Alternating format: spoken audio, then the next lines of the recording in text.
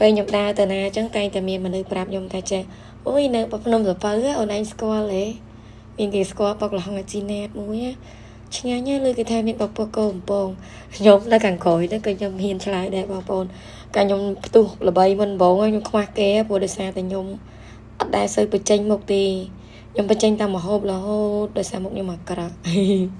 ហើយឥឡូវនេះខ្ញុំចាប់ផ្ដើមលក់ផលិតផលដែលជារបស់ខ្មែរទាំងអស់តាំងពីដើមមកវាលក់ហើយគ្រាន់តែយករបស់ពីផ្ទះជិតខាងអីចឹងណាតែបច្ចុប្បន្នខ្ញុំអាជីណាតនៅភ្នំសំពៅខ្ញុំចង់ប្រកាសប្រាប់បងប្អូនទាំងអស់គ្នាខ្ញុំសប្បាយចិត្តនៅក្នុងការលក់ផលិតផលខ្មែរហើយខ្ញុំនឹងលក់ជារៀងរហូត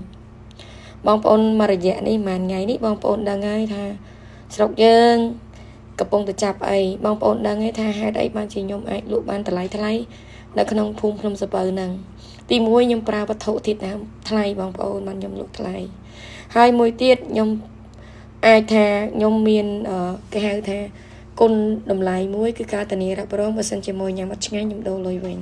ហើយមួយទៀតគឺអនាម័យខ្ញុំព្យាយាមតែអាចទៅធ្វើទៅបានប៉ុន្តែចំពោះសេវាកម្មវាអាចរៀងយឺតដោយសារតែខ្ញុំលក់លក្ខណៈគ្រួសារ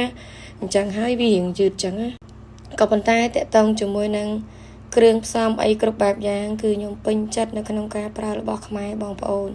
មកភ្នំសំពៅបងប្អូនកុំភ្លេចអាស៊ីណាតនៅនឹងឯង